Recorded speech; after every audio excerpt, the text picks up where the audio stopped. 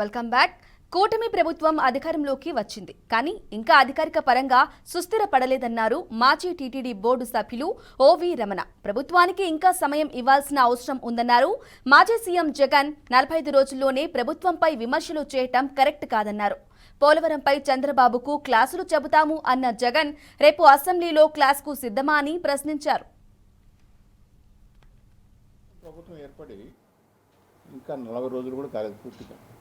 ఇప్పటికి నిన్నటి దాకా కలెక్టర్లు, ఎస్పీలు, సెక్రటరీలు, నిన్న కూడా ఇవాళ పేపర్లో కూడా మనం చూసాం. ఇంకా రావాల్సిన పోస్టులు ఉన్నాయి, ఇంకా వేయాల్సిన పోస్టులు చాలా ఉన్నాయి. డిస్ట్రిక్ట్ లెవెల్లో, స్టేట్ లెవెల్లో అడ్వైజర్స్ పోస్టులు. గవర్నమెంట్ మిషనరీని పూర్తి స్థాయిలో ఇంకా ఎస్టాబ్లిష్ అవ్వలేదు. ఎస్టాబ్లిష్ అవడానికి ఇంకా కూడా 30 రోజులు కూడా టైం పట్టచ్చు.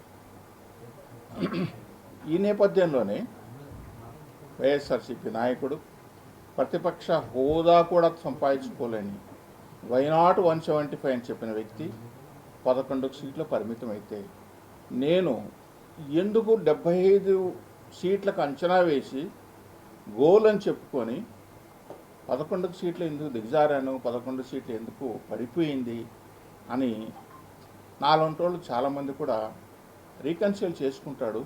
బహుశా ఎందుకంటే యువకుడు కాబట్టి రీకన్సిల్ చేసుకుంటాడు.